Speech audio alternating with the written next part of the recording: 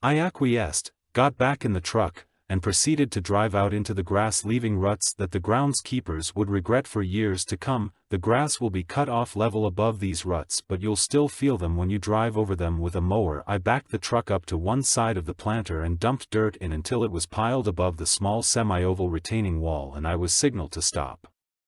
The sign was in the middle of the planter, which meant that the pile was only on one side. The other side was pretty much empty. I expected that we would want to drive to the other side of planter. When you dump enough piles of something you get a feel for what it's going to take to fill a space, but after being told to stop, I got out to suggest that they would want more dirt here to fill the entire planter. Again, I was not able to finish a sentence. I attempted to tell them that when they spread the dirt out in the planter, it wasn't going to be anywhere near the brim. I also would have been willing to stay while they moved some dirt over to the bare area so we could dump more in without spilling out onto the grass.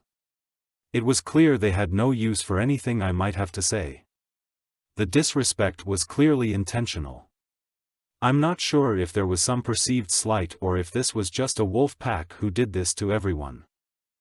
I was told to go dump the remaining soil. There was probably 2 or 3 tons left in the truck. It could have been put to good use in the planter still out in a row crop field back behind the school. Here's another intricacy of working with a dump truck you might not intuit: dirt doesn't spread evenly out of a dump bed. Most trucks have chains for the gate that allow you to meter how quickly the material comes out of the truck. These work great with small rock and gravel. With material that's more prone to clumping, you set the chains such that the gate can open wider and be less prone to clogging, but, for dirt and mulch, it effectively just doesn't work. It hits the gate, compacts a bit, and is clogged. Then you can't release the chains because there are thousands of pounds of material pressed against it.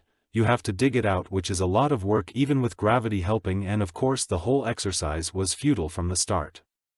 Thankfully these people didn't know to ask, or I'm sure they would have directed me how to do my job, and then I would have been faced with either arguing with people who didn't care what I thought or setting the chains and then spending 10 minutes unclogging the gate of the truck,